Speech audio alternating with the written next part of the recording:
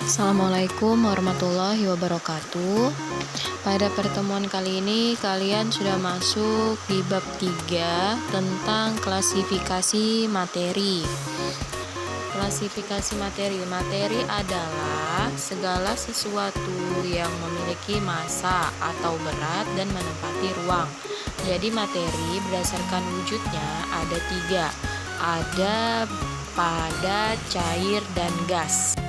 Kalian bisa lihat ciri-ciri benda padat, cair, dan gas pada halaman yang ini. Contoh benda padat itu seperti pensil, pulpen, ya tidak bisa berubah wujudnya.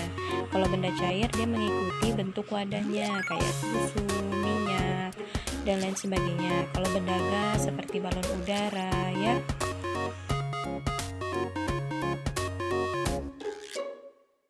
Lalu mengenai unsur itu adalah terdiri dari satu atom saja. Jadi dia cuma sendiri. Unsur ya, unsur itu mula-mula dibuat oleh John Dalton. Lambang unsur berbentuk lingkaran yang diberi hiasan berbeda sesuai dengan jenis unsur. Unsur itu dia cuma sendiri, misalnya emas, ada aluminium, ada kalsium, tembaga. Nanti kalian bisa lihat contohnya di halaman berikutnya. Lalu mengenai senyawa. Senyawa ini tersusun dari 2 jenis unsur atau lebih. Jadi senyawa adalah gabungan dari 2 unsur atau lebih. Misalnya natrium dengan klorida dibaca natrium dengan klorin dibaca natrium klorida, atau kalsium dengan sulfat dibaca kalsium sulfat. Ya, jadi ada dua unsur yang bergabung sehingga membentuk yang namanya senyawa. Lalu berbicara tentang campuran. Campuran ini tersusun dari 2 atau lebih unsur atau senyawa. Jadi campuran itu kita campurkan 2 senyawa, misalnya air dengan teh, air dengan pasir. Jadi ada 2, ada yang menjadi zat pelarut dan zat yang terlarut, ya. Nah, di campuran ada 2, ada homogen dan heterogen. Kalau campuran homogen itu disebut dengan larutan karena dia bisa larut.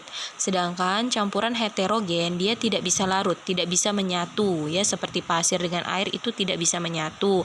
Minyak dengan air itu disebut campuran heterogen. Ini adalah contoh-contoh unsur, ya. Jadi unsur dia berdiri sendiri kayak oksigen, silikon. Nah, lambang unsurnya juga sendiri. Kalau oksigen lambangnya O, silikon Si, aluminium Al, besi Fe. Nah, jadi ini adalah beberapa contoh unsur, ya. Masih banyak unsur lagi yang ada di muka bumi. Ini hanya beberapa. Bisa kalian lihat di buku cetak IPA kalian, ya. Kayak kalium itu lambangnya K. Nah, ini contoh senyawa. Senyawa itu kan terdiri atas 2 unsur atau lebih. Nah, misalnya nomor 1, natrium dengan klorin. Nah, dibaca natrium klorida atau garam dapur. Sukrosa, dia terdiri atas unsur C, H, dan O. Asam klorida terdiri atas unsur H dan Cl. Asam asetat terdiri atas unsur C, H, C, O, OH. Jadi ada beberapa unsur yang ada di senyawa asam asetat.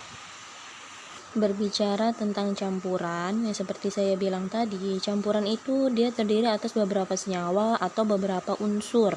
Nah, di sini campuran terbagi menjadi 3, ada larutan, ada koloid, dan suspensi. Kalau larutan ketika kita aduk dia bisa larut, air dengan garam. Kalau koloid seperti susu dengan air, dia hanya melayang-layang di dalam airnya, dia tidak bisa larut, ya. Kalau lumpur dan dalam air itu disebut suspensi, artinya lumpurnya itu dia biasanya mengambang di atas airnya, ya. Jadi berdasarkan ukuran partikel yang kita larutkan, ya, ukurannya itu campuran dibagi menjadi 3, ada larutan, koloid, dan suspensi. Ya, jadi tapi yang kita pelajari di sini hanya larutan, campuran homogen atau larutan, dan campuran heterogen.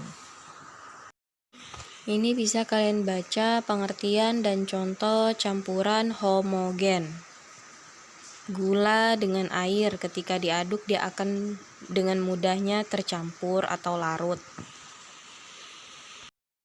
Campuran homogen atau larutan dalam kehidupan sehari-hari dapat dikelompokkan menjadi yang bersifat asam, basa, dan garam. Berbicara tentang pH, pH itu adalah tingkat keasamannya. Asam, dia tingkatnya keasamannya kurang dari 7. Kalau garam, dia sama dengan 7. Nah, dengan akan basa, tingkat keasamannya lebih dari 7. Jadi tingkat keasaman itu dia ada rentangnya dari 1 sampai 14. Jadi kalau 1 sampai 6 itu asam, 7 itu garam atau netral, sedangkan 8 sampai 14 itu basa. Di sini kalian bisa lihat dan catat ciri-ciri dari asam, basa, dan garam ya. Ini sangat penting, kalian tulis semua catatan yang penting di buku catatan kalian. Bukan hanya dibaca tapi harus dicatat tentang perbedaan asam, basa, dan garam atau netral. Lalu dari mana kita tahu bahwa larutan ini bersifat asam, basa, atau netral? Nah, itu ada identifikasinya dengan menggunakan kertas lakmus. Nah, seperti pada gambar di atas. Misalnya air sabun. Air sabun itu dia bersifat basah. Ketika lakmus itu kita celupkan di dalam air sabun, dia berubah menjadi warna biru, maka dia bersifat basah ya. Nah, terus air cuka itu bersifat asam. Ketika lakmus kita masukkan ke dalam air cuka dan berubah menjadi warna merah, maka dia menunjukkan sifat asam. Kalian bisa perhatikan lagi gambarnya ya, menunjukkan warna biru itu basa, dan dia ketika dicelupkan menunjukkan warna merah, itu dia berarti larutan tersebut bersifat asam. Tetapi jika dia tidak menunjukkan perubahan warna, berarti dia bersifat garam atau netral. Tentang campuran heterogen, ini campuran yang tidak bisa larut di dalam air kayak pasir ya contohnya. Karena dia tidak bisa larut, maka dia disebut heterogen ya. Jadi ciri-cirinya partikel-partikelnya itu tidak tercampur merata, ukuran partikel yang kita larutkan lebih besar, makanya dia tidak bisa larut di dalam air, tidak tembus cahaya. Ketika kita campurkan terus kita senter, dia tidak tembus cahayanya dan keruh. Mungkin itu saja penjelasan tentang klasifikasi zat. Ada padat, cair, dan gas. Terus ada unsur, senyawa, dan campuran. Campuran dibagi menjadi dua, ada campuran homogen atau larutan dan campuran heterogen.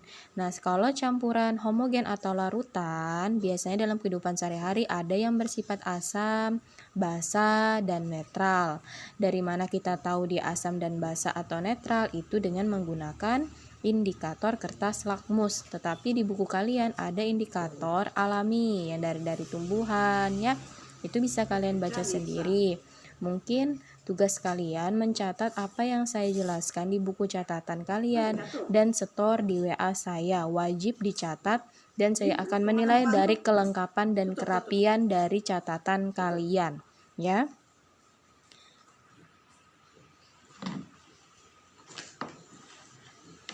Kamali anak anu ibit galang nerat. Galang say. Gilang anu to opat to.